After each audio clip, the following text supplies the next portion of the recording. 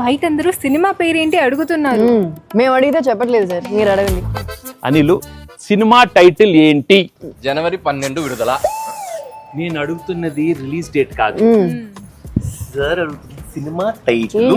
జనవరి 12 విడుదల. ప్రేమగా అడుగుతున్నావు. అనిలు, సినిమా టైటిల్ ఏంటి? హీరోలు హీరోయిన్లు జనవరి 12 విడుదల.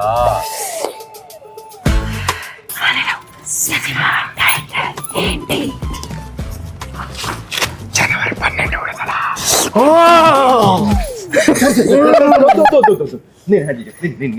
సార్ ఏ అడిగినా అదే చెప్తున్నాడు, మీ వల్ల ఇలా తయారయ్యాడు.